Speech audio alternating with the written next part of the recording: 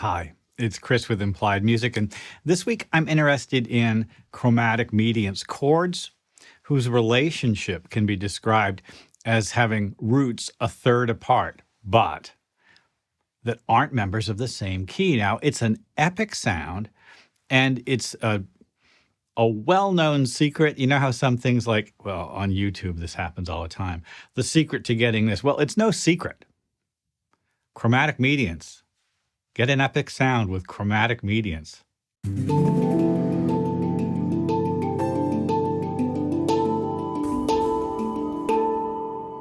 I'm sorry, that sounded really harsh, but aren't you sick of, these magical 4 chords will transform your music, that kind of thing?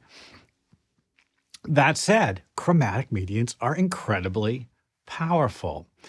Now, if you've been watching this channel for a while and you've gotten something out of a couple of the videos that I've done and you're not subscribed, now's the time to subscribe, because we're talking about really important stuff that has to do with music theory, but not academic music theory, more like the nuts and bolts of what makes music work these days, how to get stuff done, but maybe, and most importantly for me, how to get stuff done for your music, how to describe what's important to you, to yourself, so that you have a way of going forward.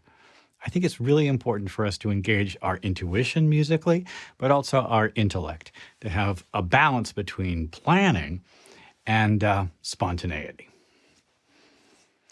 Listen, I want to show you what I mean when I say chromatic mediant, and there's a couple of things to think about.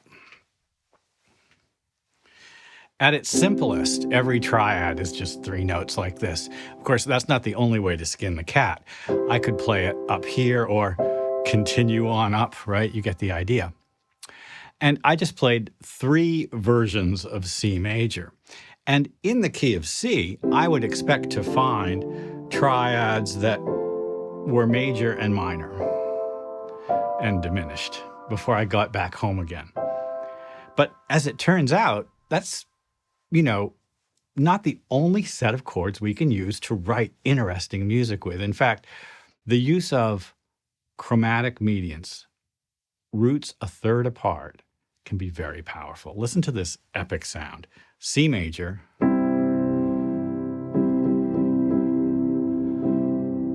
E flat major,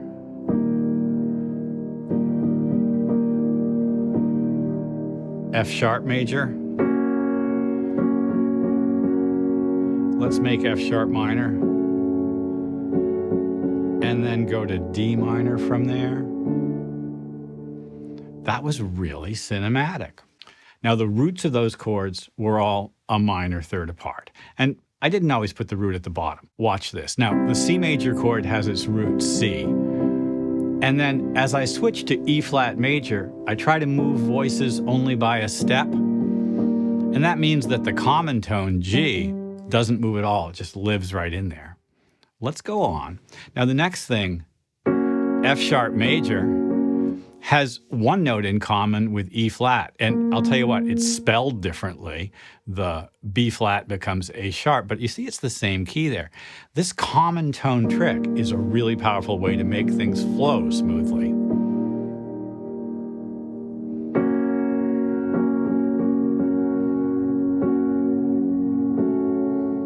I love that minor, and then D minor. I changed F sharp major to a parallel minor, a borrowed chord trick, and from F sharp minor, I went to D minor.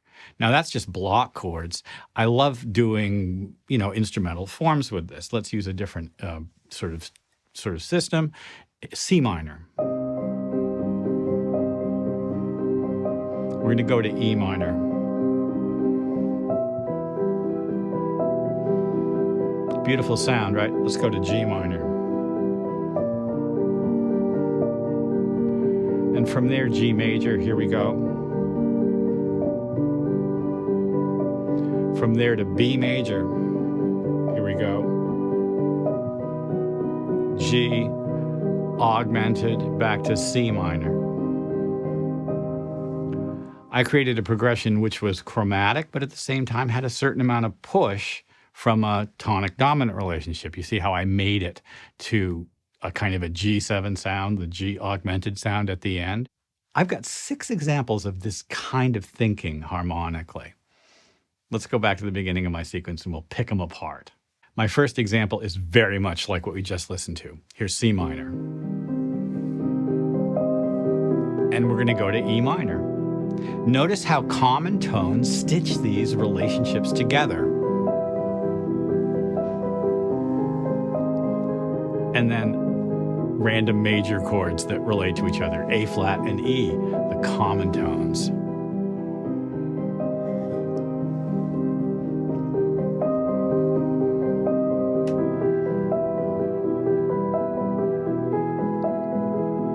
It's giving me sort of spooky Halloween-y vibes. It's very cinematic, great backing track.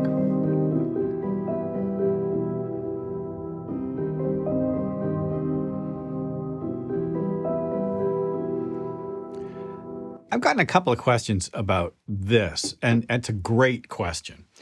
Let's say I have C minor. How do I pick what the next chromatic chord is going to be? Another minor chord? A major chord? Well, first of all, it has to be from a different key to really sound chromatic. And second of all, it's got to have a common tone. There are possibilities. If I go from C minor to E minor, the G is a common tone. And while there's no key signature that has those 2 chords in it, that G on the top makes it all work, doesn't it? Now, could I have gone to E flat minor from C minor? Yes. In other words, the roots didn't have to be a major third while I moved minor chords. It could be a minor third. Let's test it. So here's my C minor chord, and here's my E flat minor. And that's very Dark Knight Rises. What's the common tone? Well, the E flat, of course.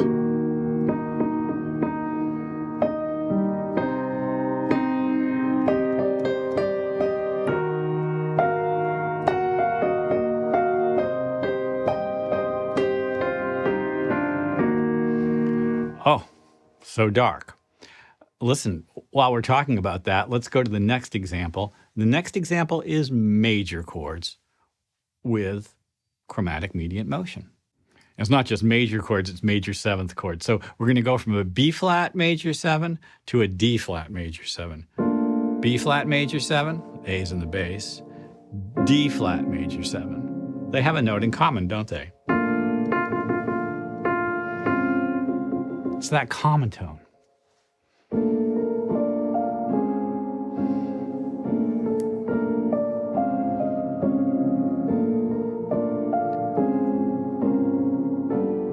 And G7 is going to take us to a new key, C major, to E flat. It's the same relationship, isn't it?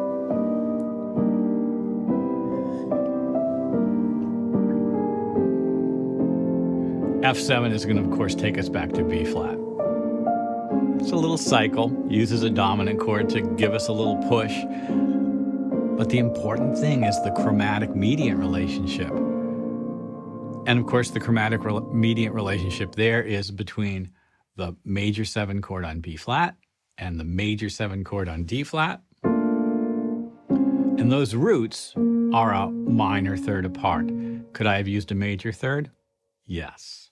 B flat, major 7, D flat, major 7. That's a bright sound, yes? A gorgeous sound. B flat, major 7.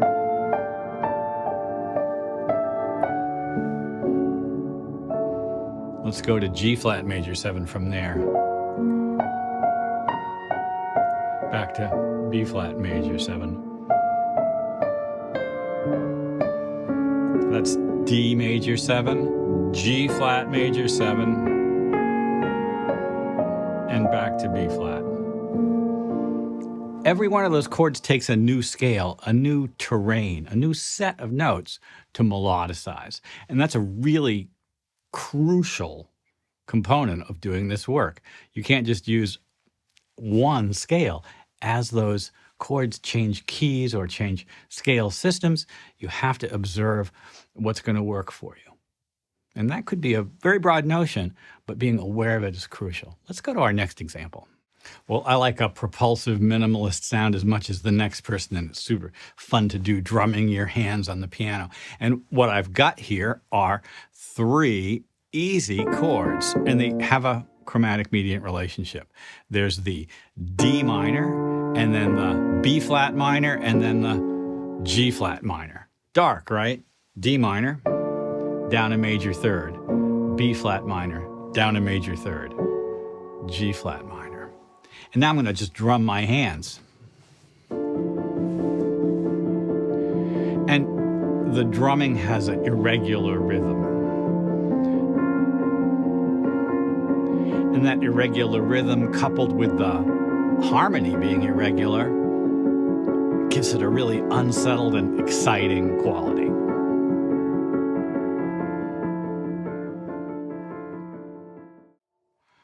Well, there's no melody there, right? In my next example, I'm going to try to melodicize these kinds of progressions. Well, like I said, writing a good melody to a progression like this requires constantly shifting, making tiny little chromatic adjustments to your theme to accommodate the new scale system. So here's my progression. A major, C, E flat major, F. It's almost a pop-sounding progression, isn't it? It's not major or minor thirds, it's a mix. And you notice this, they're all major chords. Listen to it again, and then we'll just go into the new melody.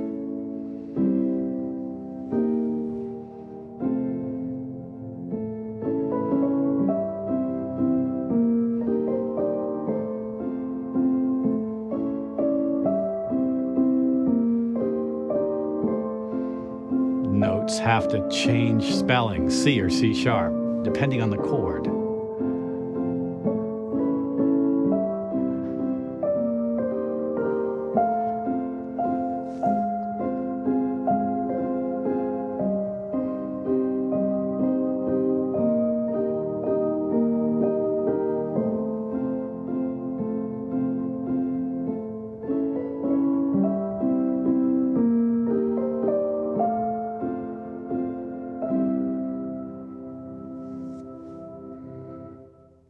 I think I'm going to give that an 85% successful rating. Now, as you make chord progressions that have these kinds of, marginally unusual, like I said, this is no secret. Everybody does it. You can start to work this way yourself. You don't have to use diatonic chords. You can use chromatic mediants. They can feel like borrowed chords. They can feel like very free, expressive chords. But you've got to voice your chords well. I can't do and make it sound good. Do something like this. C, E flat, F sharp. It just doesn't work for me. But if I go C, E flat, F sharp, now that's interesting to me because I created some lines whose notes remain stable as they pass through. I got a little melody on top.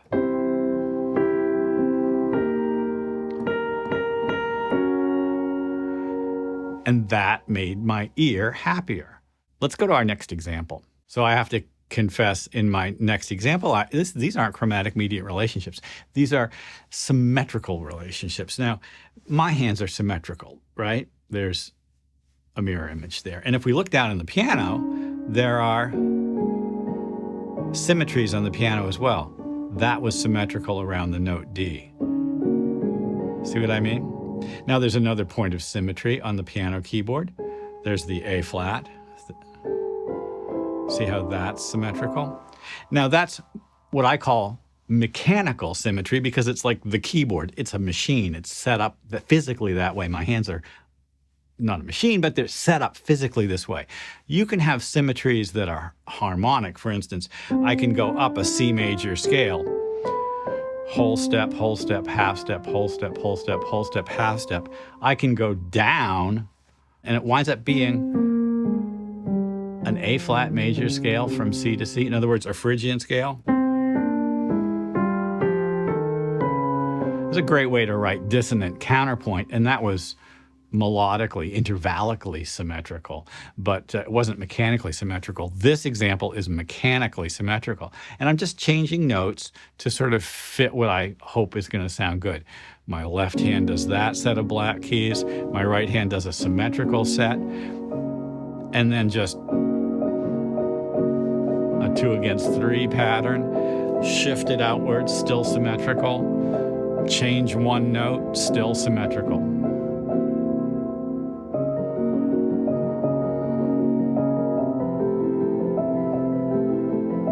I have to say, I think that chromatic mediant harmony has a kind of a symmetry to it. The pathways that we follow, this is so pretty. The pathways that we follow with chromatic mediant harmony are frequently symmetrical chords. What's a symmetrical chord? A chord made of all the same intervals. For instance, C, E, G sharp. C is all major thirds. We call it C augmented.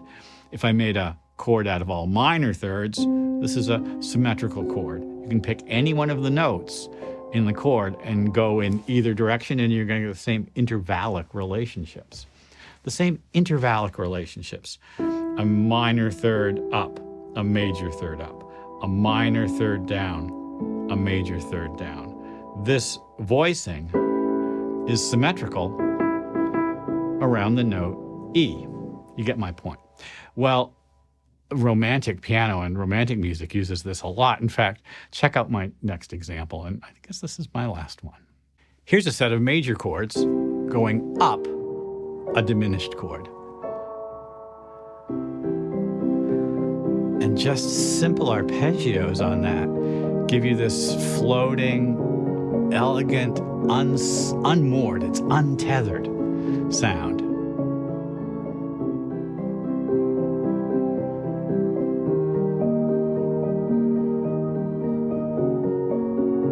There's a whole Debussy piano piece that basically uses this trick.